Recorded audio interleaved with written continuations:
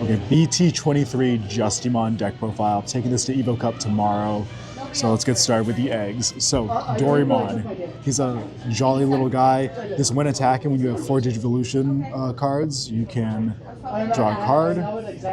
And this is not a once per turn, so if you're swinging and suspending, for example, if you're using something like, let's say, a nice Justimon stack that allows you to swing on suspend by trashing an option card, you are getting 2 draws, and this deck is all about getting that draw power. Rookies. Alright, so I'm running 4 of the BT23 Monodramon. This card is just generically good.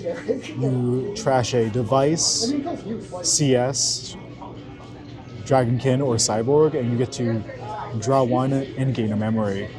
This deck is not as memory dependent as you may expect. What you need is, again, that draw power. You can make do with 1, 2 memory. It's suboptimal, but you can get away with it. And I didn't find myself missing a memory setter when I didn't have one to make that magic happen.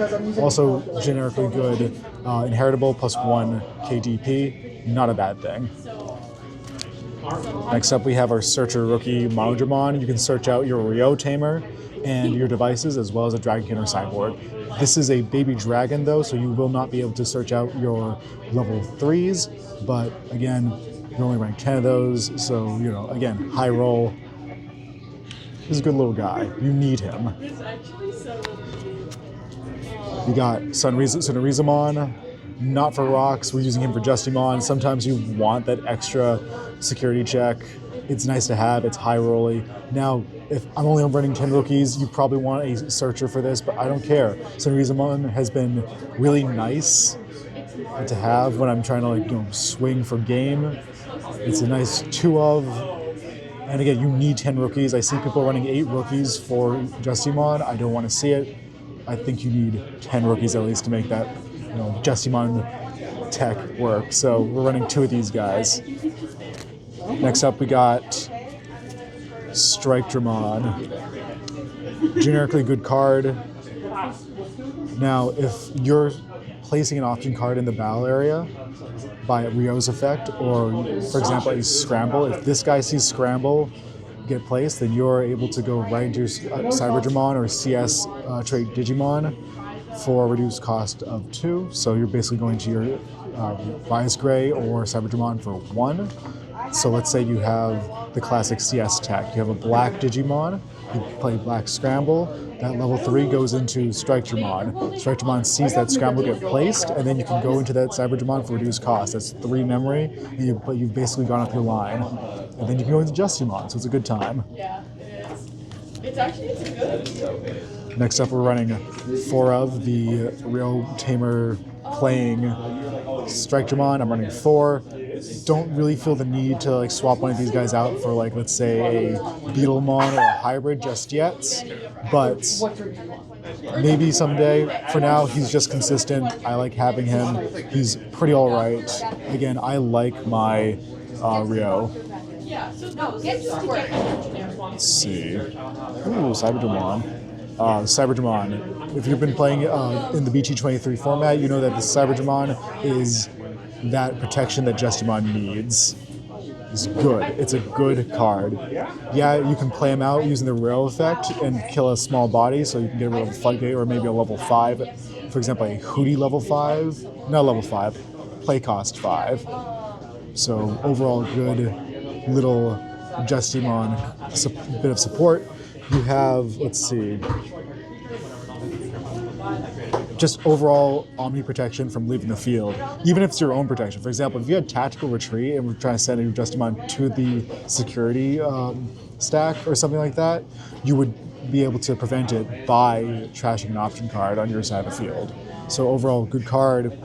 Happy that Justimon got some proper support. Next up, we got the old Cyberdramon X Antibody. Don't feel like going through the effects, but just so you know, when you're playing this card, that you can sequence the when Digivolving effect in any order you'd like. So you could do the bottom one first, or the top one first, doesn't matter, because it all happens at the same time. And if it's your turn, you get to sequence it how you'd like. The Inheritable is really nice because it trashes the top card and top card of your opponent's security when you attack. And again, we love those devices. All right, next up we have a little tech card. It's Rise Greymon. This Rise Greymon can go over my CS Structuremon for 3, so it's not that expensive. And I get to play out my 2 Tamers, which would be Analog Man and Rio. So another way to play out Tamers is never a bad thing, but really I like it for that, possibility of having more security check. Again, I'm not trying to build an OTK deck, but extra security doesn't feel bad. Next up we have my main Justimon. So the main Justimon I'm running in this deck is the XL arm. It is insane. Definitely take a look at it if you're able to pull up your phone while you're watching this video, or if you're gonna maybe open up another tab if you're watching on your laptop. But all I'm trying to say is this Justimon is insane. Its all turns effect when an option card is trashed. That's a big theme of the new Justimons. For example, the new Blitz arm has another all turns effect, so you should definitely pay attention to that. The all turns for both Justimons will activate if your opponent trashes an option card or if you trash an option card, so just remember that. The all turns effect of this XL arm basically stuns an opponent Digimon, so it'll make it so that your opponent's Digimon can't attack or Digivolve, which pretty much locks a lot of decks out of the game for a turn, as well as it has a when Digivolve when attacking effect, which is de-Digivolve and give this Digimon +1 security and piercing. So overall, extremely strong, and you can use this to go up into Justimon stacks. Next up we have Justimon Blitz Arm from BT23. It has immunity on the turn that an option card is trash, so you can give it immunity through attacking when digivolving on your turn, but it will not have that immunity on your opponent's turn, so just look out for that. But if they trash a memory option, or let's say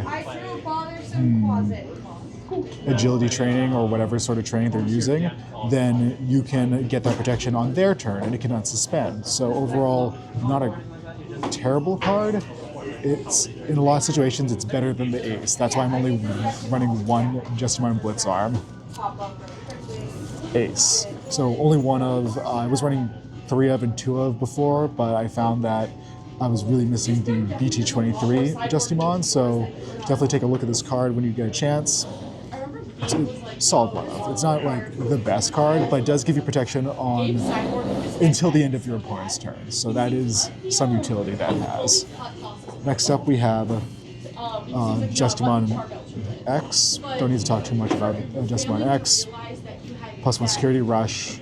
If you're playing out Cyberdramon from the real effect and then they have an unsuspended Digimon, you can do a pseudo blitz over the Cyberdramon, so you'll be fine. And just to clarify, the when attacking takes a when Digivolving effect from one of the Justimons underneath it, so you could sort of stack Justimons to better optimize your Justimon X antibody, but you're generally using this as a game ender or extra aggression. Again, I'm not running an OTK deck.